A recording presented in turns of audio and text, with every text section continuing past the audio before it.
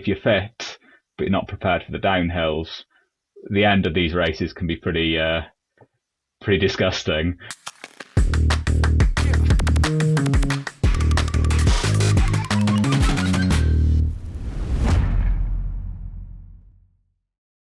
Fundamentally, I kind of believe it's not that different to training for any other distance race.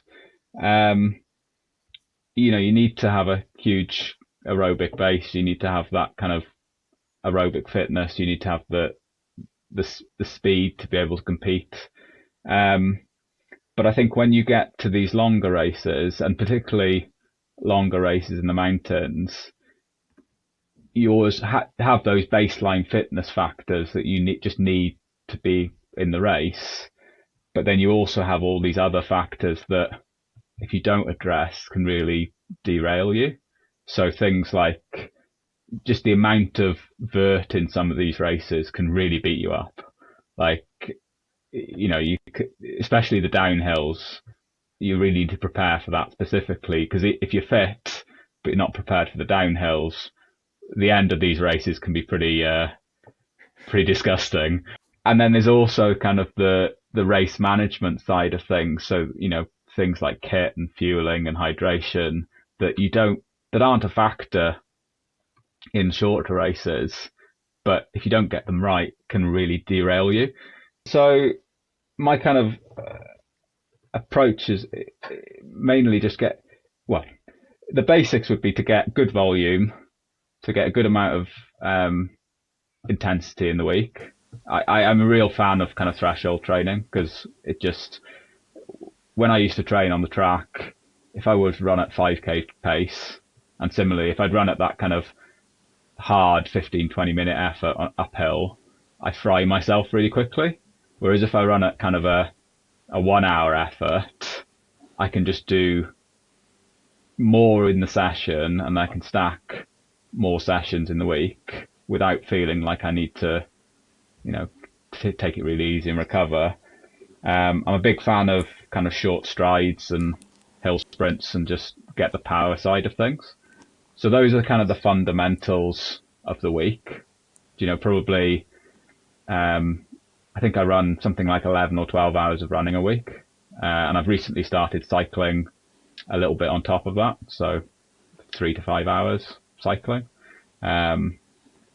just to up the volume. I'll probably do 2 harder sessions a week, or 2 harder days. I do a little bit of double threshold some days. I'll probably try and run some faster strides before my sessions, and then maybe another couple of days a week, and I'll do a longer run. And in that way, it really isn't that different to what I used to do for the track. Now, obviously for the hills and the trails, I need to put a lot more emphasis now on conditioning for those downhills. So the long run becomes quite important. I try to do a good amount of vert in the long run. As we move through the season now, I think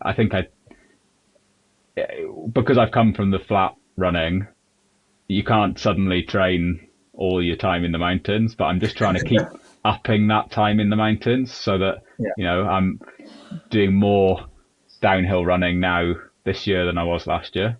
And in the lead up to races, we will specifically go out and run downhills hard in the long run, really to try and beat up the body a bit and get those adaptations for kind of the downhill side of it.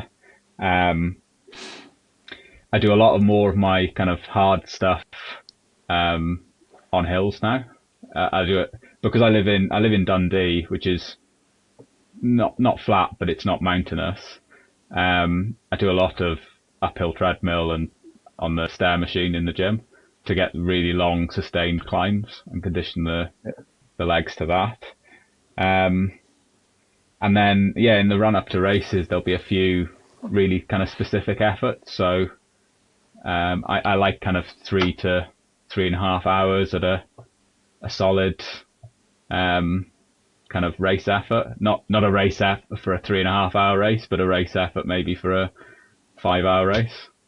Yeah. And just so you really are getting to that point in the race where, yeah, it's starting to bite. You're not doing a full race effort in training, but you're doing a good solid run.